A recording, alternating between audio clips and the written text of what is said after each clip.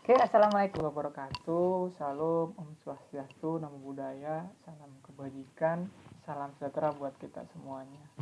Di video saya kali ini saya ingin sharing, saya ingin cerita bagaimana saya kemarin melakukan kegiatan pembelajaran khususnya di masa pandemi. Di sini saya mengambil salah satu mata kuliah yaitu metode numerik yang saya ampu eh, di masa pandemi ini.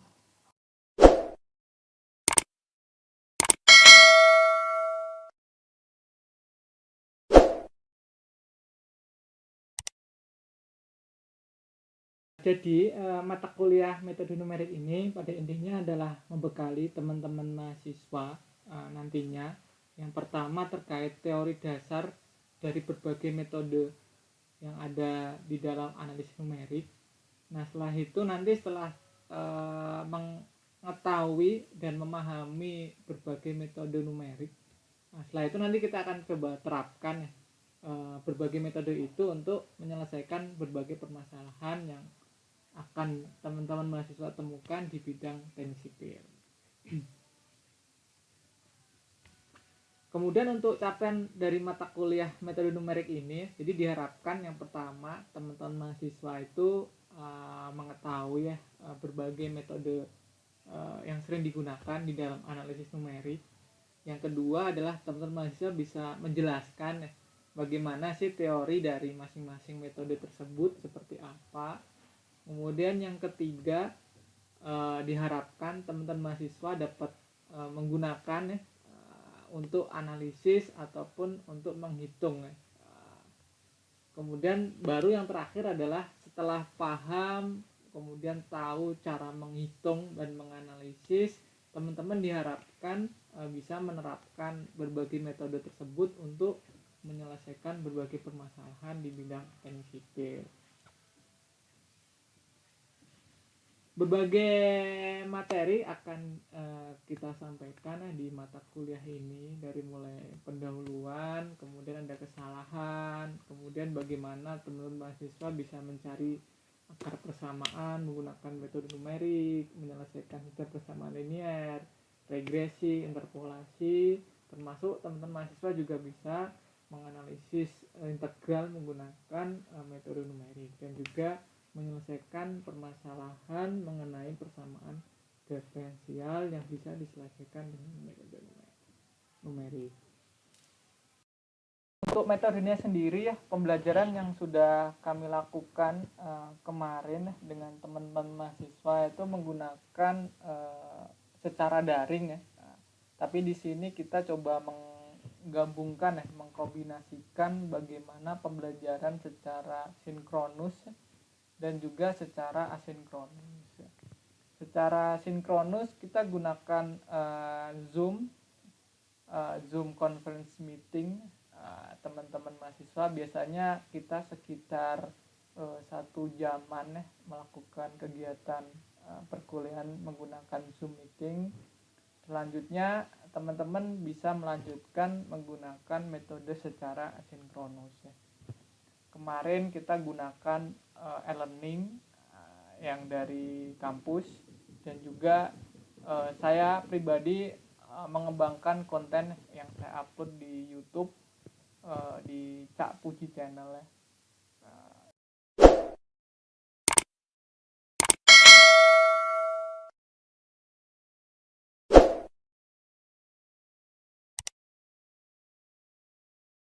Nah untuk pembelajaran secara asinkronus, jadi yang pertama kita maksimalkan penggunaan e-learning yang disediakan difasilitasi oleh kampus lewat learning.uty.ac.id.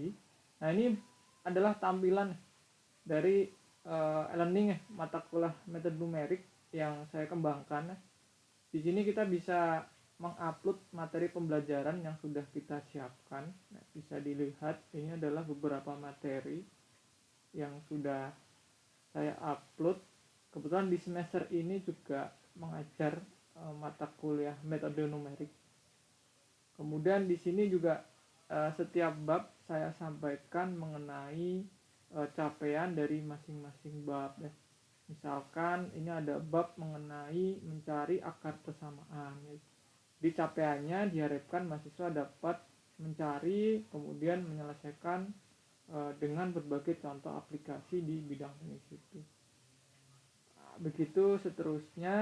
Dan di e-learning ya, teman-teman mahasiswa juga nanti mengupload tugas kalau misalkan ada asesmen tugas seperti contohnya seperti ini. Jadi teman-teman mahasiswa nanti setelah selesai mengerjakan bisa diupload tugasnya sesuai deadline yang tertera di e-learningnya masing-masing. Begitu juga ini ujian tengah semester secara daring, kita juga maksimalkan penggunaan e-learning. Selain e-learning secara asinkronus saya juga mengembangkan channel di YouTube.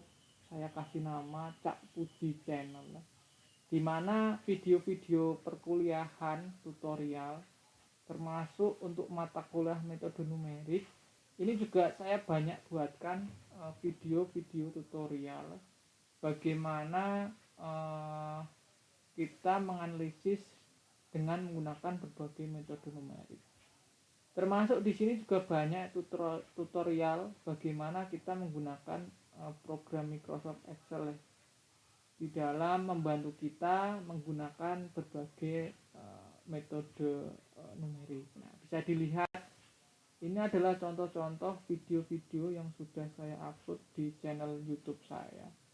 Dan diharapkan melalui video ini teman-teman bisa mengakses kapan saja dan di mana saja. Dan harapannya bisa mempermudah pemahaman mahasiswa untuk mempelajari materi di mata kuliah metode numerik ini.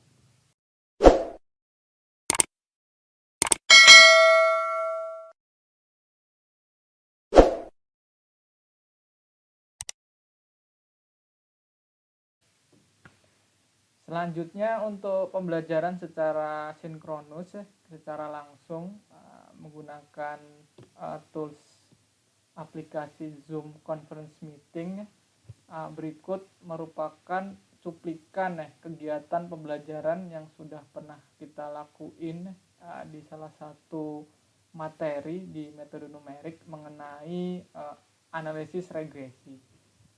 Berikut merupakan cuplikan dari perkuliahan.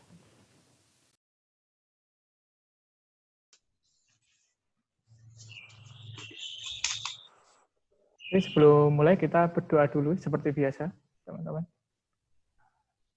Oke, berdoa menurut agama dan kepercayaan masing-masing. Berdoa dipersilakan.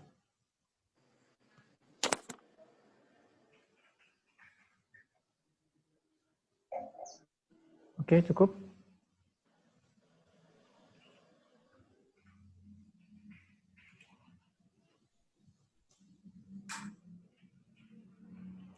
Oke, saya mulai. Selamat pagi. Assalamualaikum warahmatullahi wabarakatuh. Waalaikumsalam warahmatullahi wabarakatuh. Oke, salam sejahtera buat kita semua. Terima kasih buat teman-teman nih yang sudah hadir pada pagi hari ini. Oke, mudah-mudahan masih tetap semangat kuliahnya. Karena setelah UTS ini masih dilakukan secara daring. Mudah-mudahan tetap tetap semangat lah, terutama di mata kuliah ini nih, mata kuliah metode numerika seperti itu.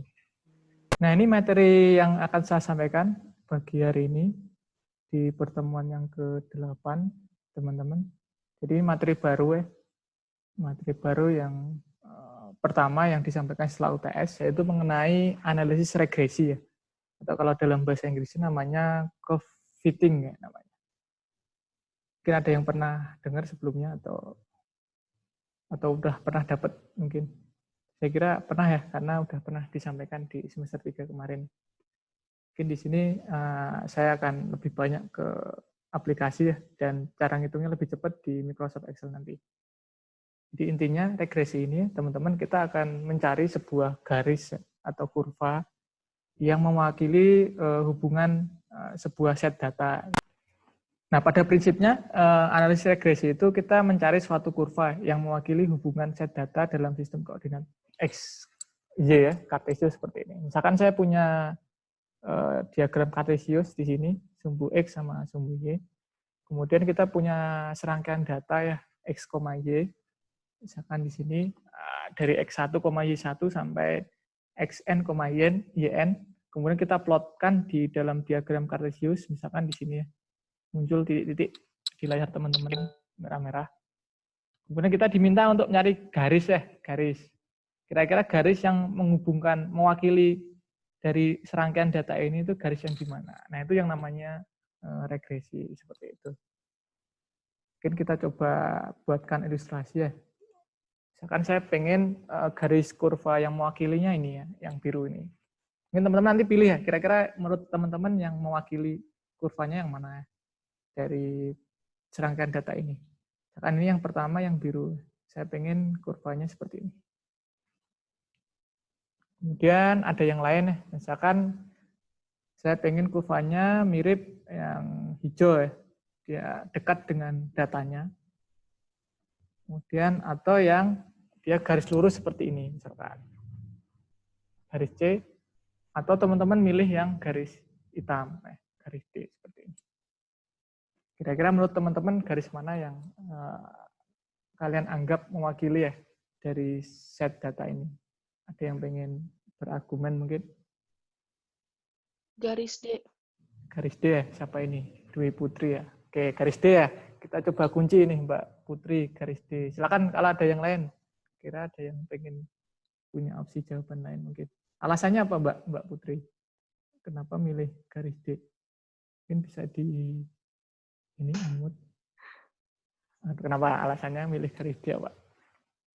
Kalau seingatku Pak, itu tuh dia harus lurus gitu garisnya. Terus yang garis D itu dia kan lurus dibandingkan garis C itu yang paling mendekati untuk semua nilai itu yang garis D menurut saya. Oh gitu ya, oke. Iya. Kalau mendekati kenapa nggak pilih hijau? Itu kan lebih mendekati sekali sama datanya. Kenapa nggak pilih yang hijau? Karena soalnya dia melengkung belok-belok gitu Pak. Gitu. Nggak suka. Tapi nggak tahu juga sih Pak. Oh gitu. Oke, yang Ya. lain mungkin. Saya pengen dengar yang lain nih. Biar ada opsi jawaban lainnya. Oke, novel nih. Coba novel. Kebetulan nih yang muncul di layar saya ini 094 novel. Halo novel. Dengar suara saya mungkin. Ya Pak, gimana Pak? Ngono ya udah. Coba Val, nek jenengan milih yang mana Val? Coba. Entah terserah argumenmu dari intuisi mungkin. Duh, bingung ya Pak. Bentar Pak. Aduh, kan tinggal pilih nih A, B, C, D atau semua. Ayo Val, milih aja. A, B, biru apa hijau? Senangnya biru. Yang A Pak. Oh yang A, yang biru. Kenapa? Ada alasannya enggak? Atau cuma sekedar milih? Alasannya cuma satu titik di atas tuh Pak. Yang mana yang satu titik di atas? Nah. Yang biru tuh yang ini loh ya? Ya. Berarti biru ya? Iya Pak. Oke. Berikutnya yang lain, cewek nih, cewek.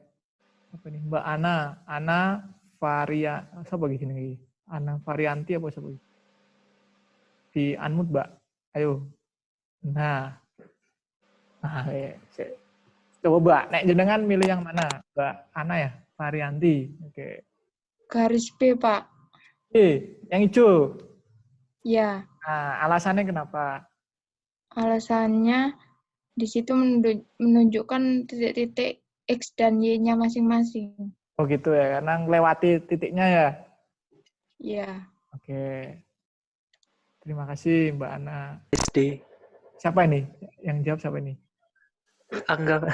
Oh, Angga Saputra. Iya, Karena bener, kalau ya. definisi garis D, Pak. Karena kalau definisi dari regresi sendiri itu kayak matematika teknik kemarin bahwa garis regresi itu adalah garis yang ditarik lurus dari nilai variabel yang ada di dekatnya, Pak. Oh gitu ya. Yang lain mungkin. Satu lagi mungkin yang Saya Pak. siapa? Oh ya. Siapa nih? Garis D Pak. Rifki Setio. Oh ya. Monggo Mas Rifki. Garis D Pak. D, Karena itu hitam kan dah. kalau yang garis lurus kan emang itu emang udah prinsipnya kalau untuk Oh, analisis emang. regresi itu emang udah lurus gitu Pak. Ya jadi diambil yang paling lurus gitu Pak, kan mewakili dari semuanya. Oh ya. Oke, sebelum kita jawab yang mana ya, A, B, apa C, atau D ya. Nah, mungkin kita cari dulu definisinya, regresi ya, yang lebih detail ya. Jadi regresi ini biasanya kita gunakan metode jumlah kuadrat terkecil ya. Di slide berikutnya nih, nah, jadi jumlah kuadrat terkecil itu maksudnya gimana? Jadi maksudnya adalah ketika kita membuat kurva, ya, misalkan saya pengen kurvanya seperti ini ya, kawan-kawan. Nah, dianggap regresi yang terbaik ya, menurut teman-teman matematik atau orang-orang statistik ya. Nah, itu adalah ketika jumlah kuadrat terkecil dari jarak titik, semua titik ya, dengan garis yang kita buat di situ. Nah, itu yang paling minimum kayak gitu. Jadi misalkan di titik pertama, berarti kan dia punya jarak ya, antara titik sama garisnya, sebesar misalkan D1. Kemudian yang titik 2, misalkan di sini, punya jarak dari titik ke garisnya D2. Begitu seterusnya ya. Nah, regresi ini yang dianggap kurva yang terbaik ya, yang terbaik mewakili data itu kalau misalkan jumlah kuadrat dari masing-masing jarak ini D1 kuadrat plus D2 kuadrat plus D3 kuadrat dan seterusnya tergantung jumlah datanya ada berapa.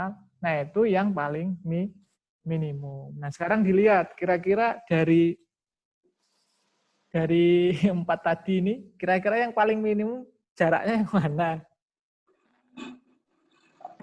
D. Yang kuadrat loh ya. Jadi misalkan yang tadi kebanyakan milih D ya. Di minus D berarti misalkan di titik pertama, ini jaraknya kan dari sini sampai sini. Kemudian titik 2, jaraknya sini sampai sini. Sini sampai sini ya kan. Ini malah jauh ya, dari sini sampai sini. Ini jauh lagi nih, dari sini sampai sini. Sini sampai sini. Nah, berarti kalau dikuadratkan, kira-kira yang mana nih? Mau tetap milih yang hitam atau yang hijau misalkan? Yang hijau ini jaraknya nggak ada loh ya. Tapi yang mana? Yang tadi yang jawab D. Mbak Putri mungkin. Kira-kira yang mana Mbak? Setelah dapat definisi bahwa kurva yang terbaik itu yang jumlah kuadrat jarak titik ke garisnya itu yang paling terkecil. Kalau menurut Mbak Putri, halo? Tadi yang Iya, jawab Pak. D. Nah, kira-kira milih yang mana? Tetap milih D atau milih yang lain? Kalau saya sih seingatku ya Pak ya dulu Oh, tuh ya. yang lurus, tapi Oh, gitu. kalau tadi definisinya sih emang yang B gitu ya. Oh, yang B ya, itu. Berarti sekarang milih yang mana? Tetap D atau milih yang hijau? Saya tetap D sih Pak, Oh, tapi nggak tetap tahu. D ya. Oke. Iya. Berikutnya yang lain tadi yang jawab D, siapa lagi tadi? Mas Angga ya? Apa Mas? Kira-kira tetap milih D atau milih yang lain? Halo, cek Mas Angga. Tetap milih D, Pak. Soalnya kalau kita milih yang lain, kalau misalnya C, berarti regresi yang di bagian bawah X1, Y-nya itu lebih jauh daripada yang D. Jadi kalau misalnya yang bagian warna biru juga, karena di bagian variabel X, Y, bagian 4-nya, mungkin dia sentuh tidak ada jarak. Makanya saya masih pilih D, Pak. Oh, yang hitam berarti ya? Pilih yang hitam. Ya. Terus tadi yang milih B tadi. Sekarang milih B tadi yang hijau. Mbak siapa tadi? Mbak Ana ya? Iya, Pak. Tetap milih B atau ganti sekarang? Ikut yang D. Garis yang D, Pak. Oh, ganti yang D sekarang, yang hitam. Aduh. Karena yang lainnya, kalau yang hijau tadi kan tidak ada jaraknya. Berarti kan paling minimum. Ya kan, paling jaraknya minimum harus diwadakan kan? Paling kecil kan berarti? Iya. Iya, berarti milih B atau milih D?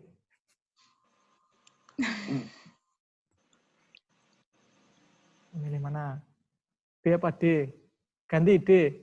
Jaraknya itu kalau tetap di garis yang hijau, nanti 0 dong, Pak. Ya kan, berarti minimum tuh. Gimana waktu? Itu paling kecil kan? Dibandingin sama D misalkan, ini jaraknya jauh-jauh loh.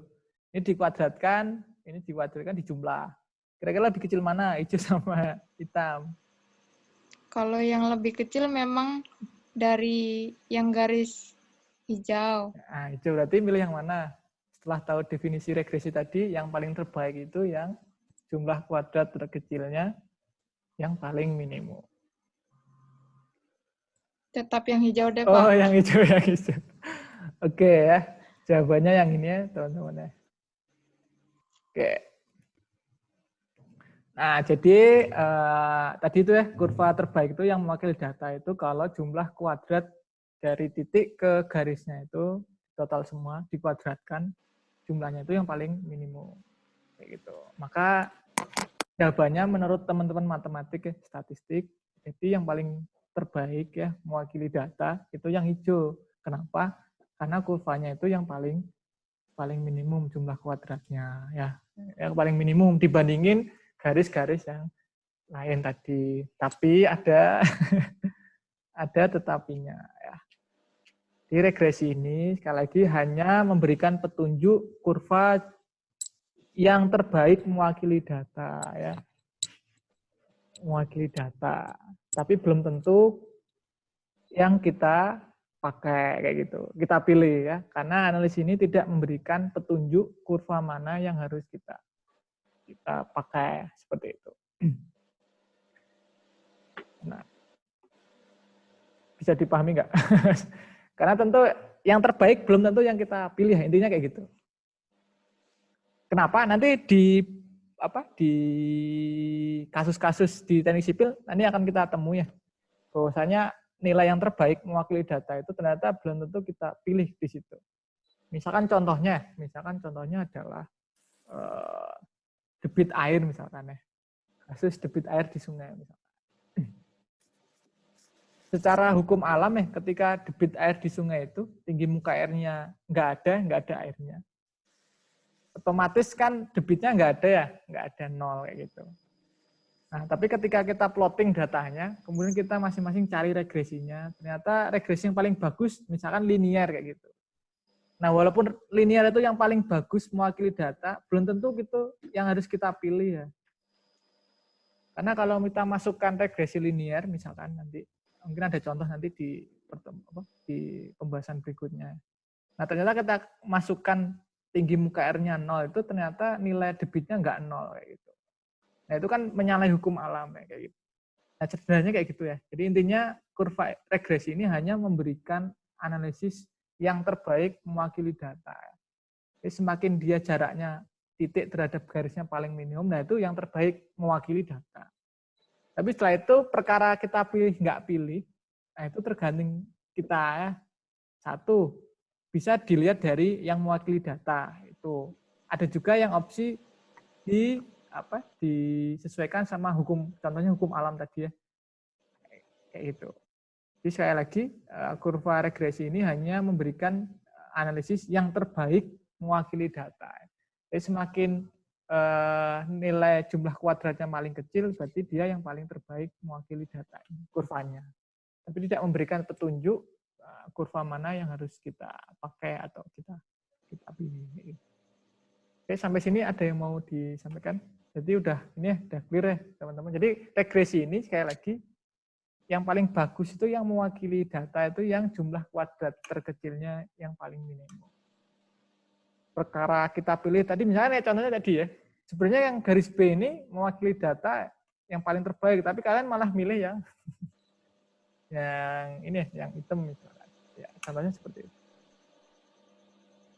Sampai sini ada yang mau ditanyakan mungkin. Nah, ini sering keliru ya. Mungkin dosen lain atau mungkin barangkali tidak pernah menyampaikan terkait ini ya. Tapi ini paling penting dasar ya. Sehingga kita tidak terjerumus dengan analisis regresi ini bahwasanya sebenarnya yang terbaik nih. Terus akhirnya kita pilih. Nah, tapi sebenarnya regresi ini tidak, ini memberikan kita analisis mana yang harus kita pilih sebenarnya. Hanya memberikan analisis yang terbaik mewakili data ini. Dan bisa kita pilih yang terbaik itu atau mungkin bisa opsi lain ya, tergantung adjustment kita. Itu. Oke, berikutnya kalau nggak ada pertanyaan, nah jenis regresi nanti yang kita pelajari banyak sekali ya. Dari mulai yang paling sederhana itu linear, ini direpresentasikan menggunakan garis lurus ya. kayak tadi hitam. Kemudian polinomial ini garis melengkung ya, tergantung dia derajatnya derajat berapa. Dari mulai pangkat 2, 3, 4, 5, dan seterusnya. Kayak gitu. Jadi semakin banyak pangkatnya, dia akan semakin terbaik mewakili datanya, teman-teman. Dicoba aja nanti ya, kita coba.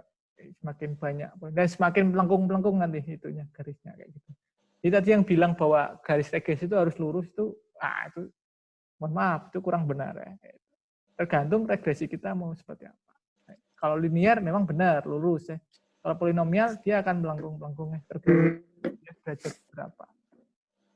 Kemudian ada multivariabel, ini kalau misalkan variabelnya banyak ya, nggak cuma X sama Y, misalkan cuma 2 variabel, tapi misalkan banyak. Contohnya kasus faktor yang mempengaruhi keterlambatan ini selesainya proyek misalkan. Terus di situ teman-teman melihat ada variabel banyak nih, dari 10 variabel. Nah, kemudian nanti dibuat sebuah persamaan yang mewakili data ya, dari hasil penelitian kalian misalkan contohnya. Itu menggunakan regresi multivariate, multivariabel. Kemudian ada juga regresi bentuk tak tentu ya. Bentuk tak tentu ini ada macam-macam, ada eksponensial ini menggunakan ya. Ada pangkat, ada logaritma ini menggunakan log, termasuk menggunakan geometris dan lain-lain. Nah, ini akan kita pelajari satu-satu ya, teman-teman. Untuk hari ini mungkin yang paling mudah dulu ya, kita coba yang linear dulu. Oke. Sampai sini mungkin ada yang mau disampaikan terlebih dahulu sebelum saya masuk ke yang linear ya. Dan pembahasan terkait ini ya, presentasi terkait ini bisa ditonton di YouTube saya. Saya kira udah ada. Oke, selamat pagi. Saya kira sampai jumpa lagi di pertemuan berikutnya. Selamat siang. Assalamualaikum warahmatullahi wabarakatuh. Waalaikumsalam warahmatullahi wabarakatuh.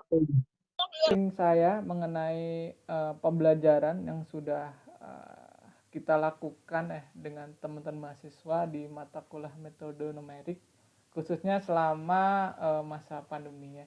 Mudah-mudahan di masa pandemi ini walaupun ada keterbatasan jarak kita untuk bertemu secara langsung, tapi menggunakan teknologi ya, kita bisa berinovasi, kita bisa berkreasi sebaik mungkin bagaimana kita bisa memberikan semaksimal mungkin yang bisa kita lakukan, bagaimana memahamkan teman-teman mahasiswa di dalam mempelajari mata kuliah metode numerik ini. Mudah-mudahan video ini bisa bermanfaat. Sekian, terima kasih. Wassalamualaikum warahmatullahi wabarakatuh. Salam, Om Swastiastu, Namo Buddhaya. Salam kebajikan.